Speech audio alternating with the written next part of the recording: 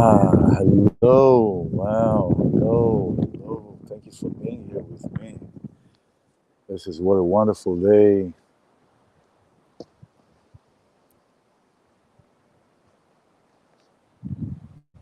What a wonderful day. Look at that. Redondo Beach, the Santa Monica Mountains. I don't know if you can see those. And if you can, I don't know if you can hear, but you can hear the seals that are singing. That's exactly what they do. That's exactly what they do. They're singing. Look at the ocean, the singing waves, the dancing waves with the sun rays.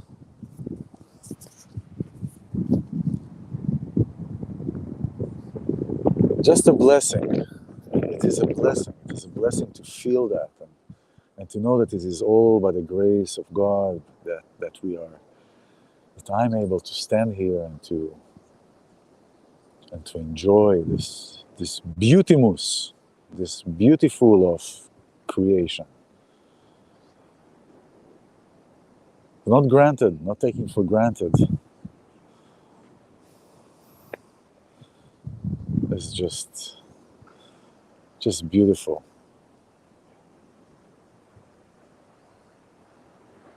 So, just full of gratitude for this wonderful day, for this air, the air that I breathe every morning, getting up every morning, breathing new air, the new beginning, starting a new. Get this a little bit. Get the glasses out. Starting a new day, starting a new adventure. Every day is a new adventure.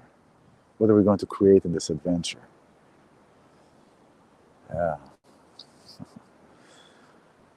So, what do I want to share with you about today? Well, it's kind of something that I see every so often in encounters with others. I know that in the past, in encountering with myself, I could find that in me. Not back at that time, um, but afterwards, later, after being out of that environment, and that's the entitlement. It's a very it triggers a lot of people. Triggers a lot of people, entitlement.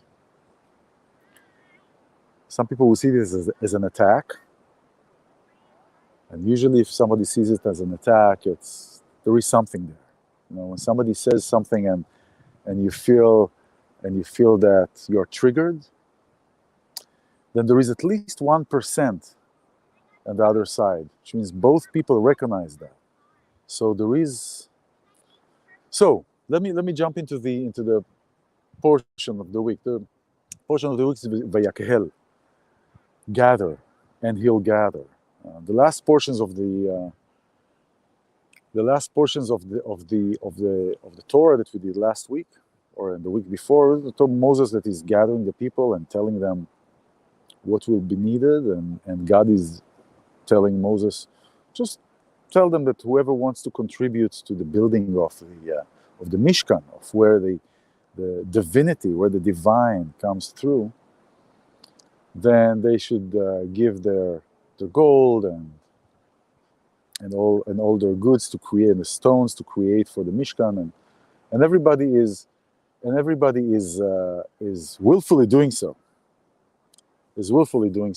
And he brings them today back then.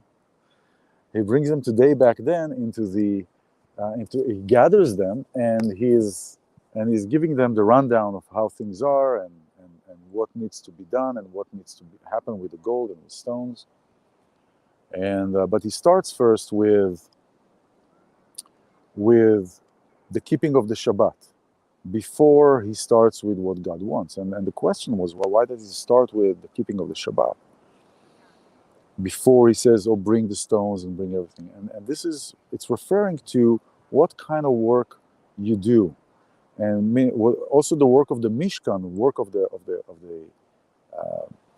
where the divine Mishkan. The Mishkan is the altar, or the place of for the where the divine comes through. And the word in English kind of skipped my mind.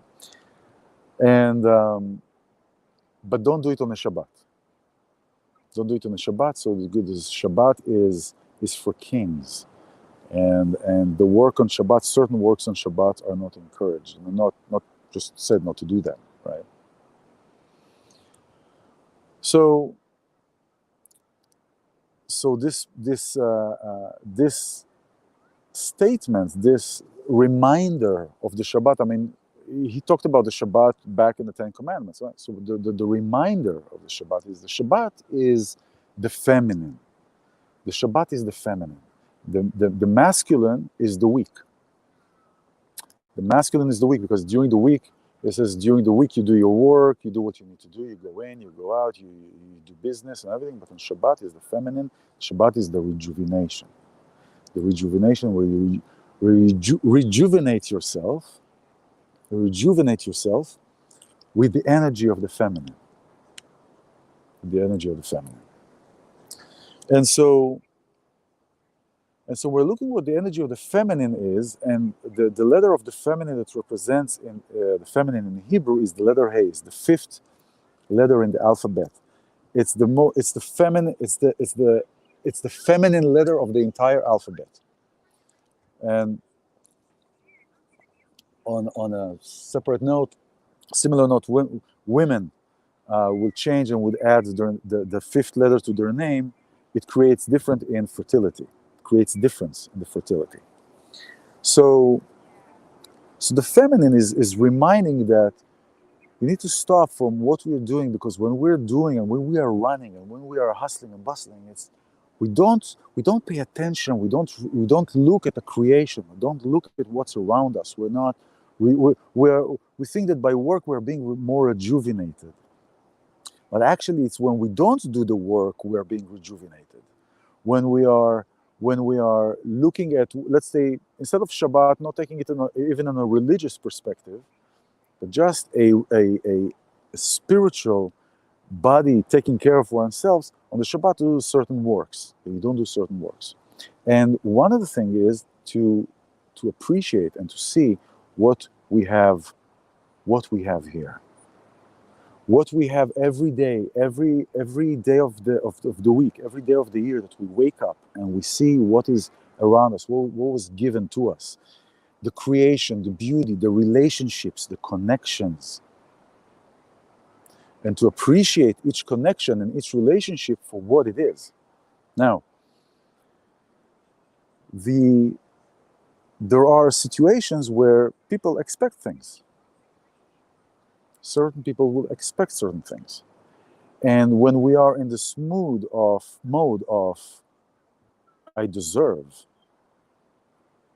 we should be taken care of, I should be looked after and things being done for me, then we're losing sight of really the gratitude. We're losing sight of gratitude, and we come into a place of entitlement. We come into a place of what can I do for you, but what can you do for me? Not how can I help you, but what do you have that I can get? What do you have that is good for me? And it comes into play in many situations. It comes to play in relationships, especially in relationships, because the entitlement won't exist if there is no connection between somebody else as a human being, and of course between somebody else, meaning God and creation.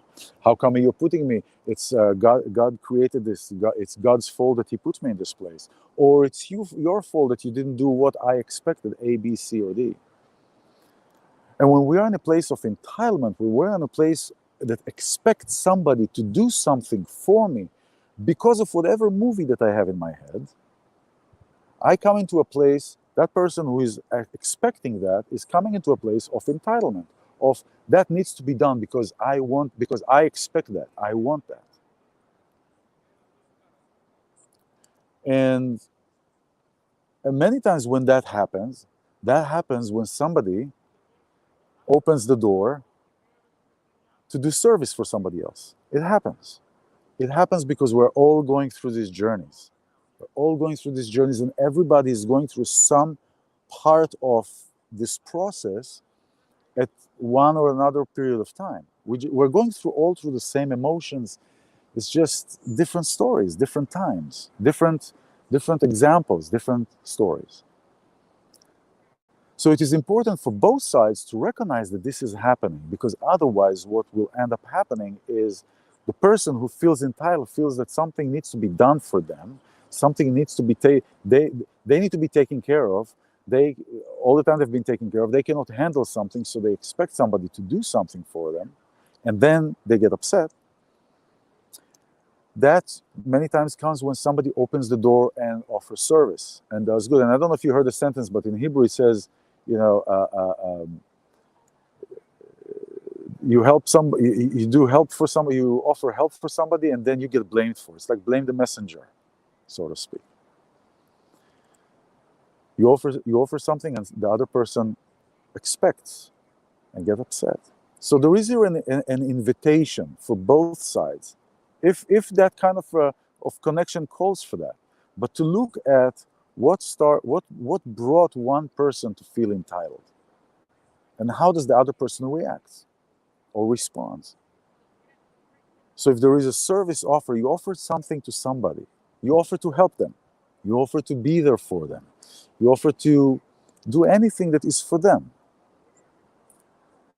and then the other person expects you to continue and expects you to do things and gets upset on top of that, then two things need to happen. First of all, to recognize that this is happening, and for the person who expects something to recognize that, to ask themselves the question, why do I expect something from that person? Why?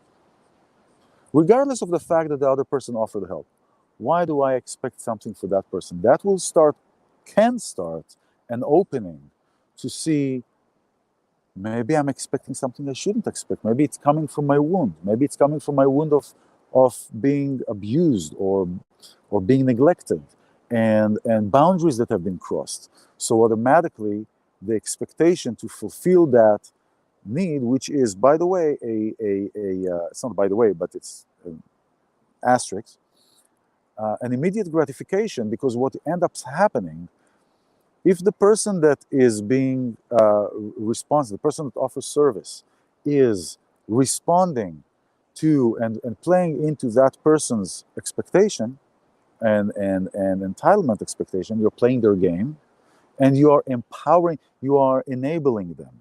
It's like enabling an addict. You're enabling them to continue that cycle, because they get upset, they didn't get what they want, they blame the other person for doing all kinds of things, and the cycle continues. So you are enabling them, meaning enabling an addict or enabling somebody with some kind of a need is immediate gratification, because it'll end and it'll go to the next person.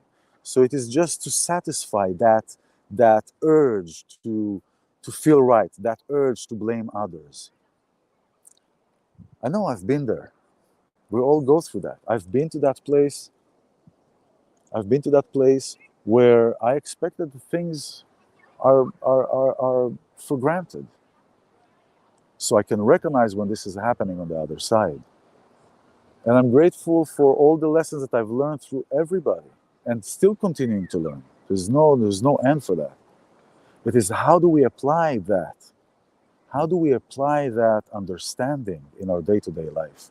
And the beginning is to come out wherever you are. It doesn't have to be the beach. The beach is just the beach. And to appreciate and to say, thank you, God, for every single day. Thank you for the people in my life. Thank you for the air and the oxygen that I'm still able to breathe yet another day. And the opportunity to create and to make a shift and a change. And so a day like Shabbat, and if, join me on Sunday, I'm going to interview somebody, to have a conversation with somebody from Green Sabbath Project, and we'll talk about what Green Sabbath is on Sunday. So join, it's really fitting into this. So taking a day like a Sabbath and looking at it as a rejuvenation, as an opportunity to renew, as an opportunity to be in a new place, as an opportunity to accept and to value and to cherish this time. Helps in maybe looking at those places within us that believe that things it's taken for granted, that somebody needs to do this and this and that, and then to blame the other person. That goes into deep roots. It's the entitlement goes into deep roots of healing that need to be done at some point. Otherwise, it will keep happening again and again and again. So I'm here with you on this beautiful, beautiful, beautiful day, beautiful place. Just this, and the color, the blue color, it's a color for relaxation. It emphasizes certain frequencies in our body, certain sensors. So Shabbat Shalom, appreciate, love, and be loved.